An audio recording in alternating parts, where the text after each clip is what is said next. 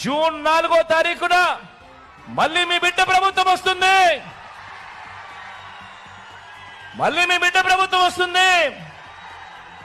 నా మొట్టమొదటి సంతకం మళ్ళీ వాలంటీర్ల వ్యవస్థ తీసుకొచ్చి ప్రతి ఇంటికి కూడా మళ్ళీ సేవలు అందించే కార్యక్రమం నా మొట్టమొదటి సంతకం చేస్తాను అని చెప్పి సందర్భంగా తెలియజేస్తా ఉన్నా.